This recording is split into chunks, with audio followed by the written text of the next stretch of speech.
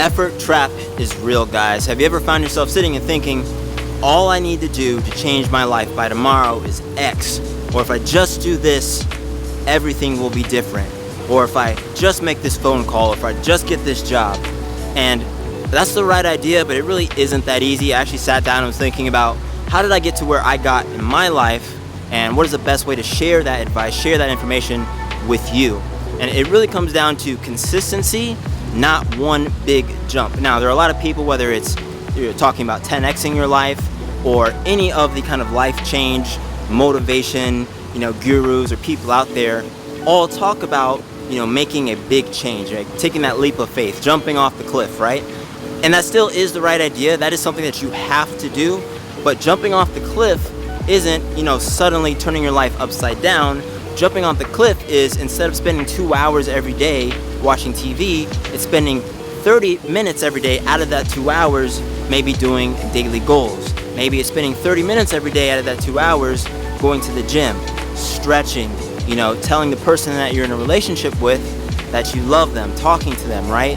These small, consistent daily changes are the big leap. The big leap isn't quitting your job, suddenly, starting your own business. Necessarily, you can do that, but you're gonna find that you're gonna be in a whole new bucket of things all at once, and that's really a good way to fail.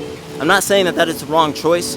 I've taken some really big leaps in my life myself, but that's after spending a lot of time consistently daily preparing. So that's the idea of this video. Let's jump into it.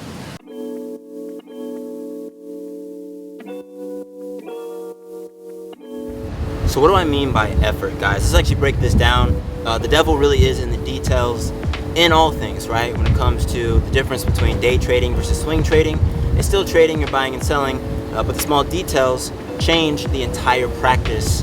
And while it might seem like the things I'm talking about are very, very similar, they actually are very, very different, right? So effort, let's talk about effort. Say you're somebody who doesn't go to the gym consistently and you want to be fit. You really want to change your overall body composition. Maybe you're just a little overweight and you're not as strong as you want to be. You're getting older like myself and your mobility isn't too good. What I hear a lot of people do is they'll spend a ton of time thinking about the most optimal workout that they should do. What is the thing that they should do that is really, really going to transform their body? And honestly, when you look at people who are fit, they're not really focused on this overall optimization, right? Not really in the long run. Like everyone that I know who is into fitness, the most common denominator about them is that they work out all the time, right? And if you talk to them like, yeah, well, I usually do a split like this, but I modify it because I felt like it, right? And you're thinking, maybe, we got an airplane flying over, so we'll wait for that. Maybe, the important part is just showing up.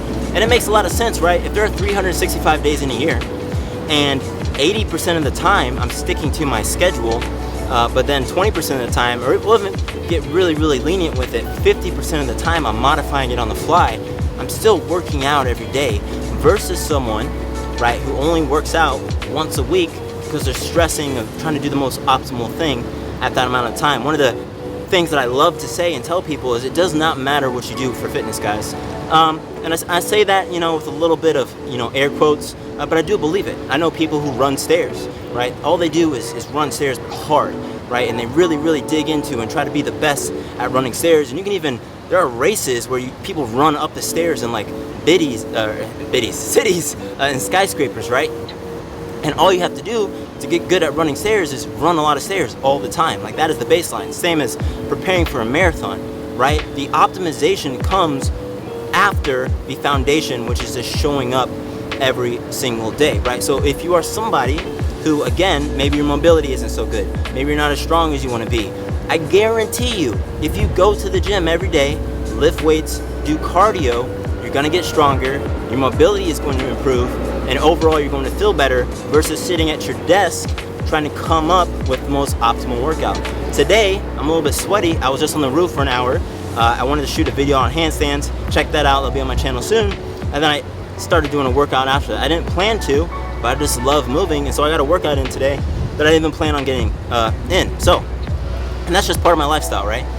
That is the difference between effort and consistency. So effort is, again, that idea of really straining in your mind and in your heart of trying to figure out this one thing that you can do that is going to greatly, transform your life. Fitness is a lifestyle, guys, right? And I can't really describe it in any other way. Financial health is a lifestyle, right? Making smart financial choices is not like buying coffee one day or not buying Oreos one day. It's going to change your entire financial future, right? It's the habitual habits of making smart financial choices over time that snowballs into you eventually having $100 extra at the end of the month versus $2 extra in the day. $2 a day doesn't make a difference. $100 a month makes a difference, right? And if you don't have that mindset of being able to look long or think about how you want your life to look versus what you can do today because you're stressing about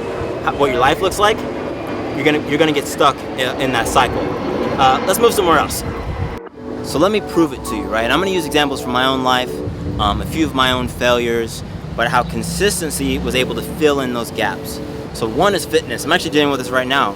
I've been traveling all this month for my day job. I'm in tech sales, basically. I sell software, and I haven't been able to maintain my 3 days a week workout with my personal trainer. And so I move as much as I can, but this last week, honestly, I didn't work out at all. But that's totally okay because I've been working out literally every single week this year, guys, up until this moment. So that workout that I talked about today was my first workout for this week. It's now Saturday, and then next week I'll be on the road again. I'll be in Spain for an entire week, so I'm not gonna have a gym. I don't know where I'm gonna work out. I'm just gonna have to make some stuff up on the fly. So that's 2 whole weeks back to back where personally I am gonna feel bad, but I'm not going to like melt or disintegrate into like a floppy mess because I'm a fit person. I identify as a fit person.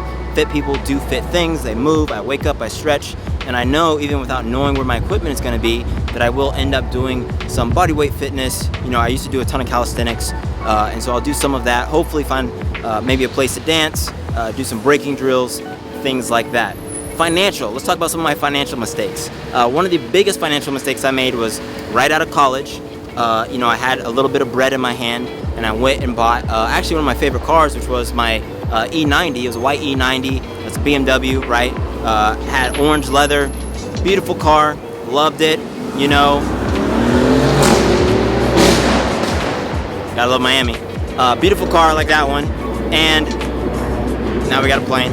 So it was a beautiful car. The mistake that I made was that I did not have enough money to be spending that much on that car note at that time. Now, luckily for me, I generally made good financial choices, and so I quickly realized I got myself into a situation that I shouldn't have, and I almost immediately, because I'm a person who's always thinking about money, and I knew the type of financial life that I wanted to have. I wanted to be financially free. I want to be able to take not just care of myself, but my family, my mom, my sisters, everybody that I'm involved with. That's very, very important to me. And so even though I had made this pretty obvious failing because I love cars, it ended up being all right. And so I made some business decisions in order to come up with some cash to pay down that debt super quick. It's not what I would recommend to people. I would not say, hey, go buy something with money you don't have and then just trust yourself to make money later. That's not smart at all. I basically put myself into a corner, and in that situation just worked super hard to make some money to pay down that car note until I had no debt. So that's what I did. But that's just because, again, I identify as that type of person. My third example, and the final one, is actually a really, really good one. So I got into day trading. Really, really hard practice. A lot of tuition was paid into the market. And I actually had my biggest record loss so far, which was right around $500,000, guys. Oh, damn. Which was literally traumatizing. I've not lost that much money since then. But because I identify as a trader, I did not give up and was able to claw back some of those losses at least, right? Not all the way back, I'll be candid with you. Day trading is a long game. Many of the traders that I know have lost 7 figures at that point.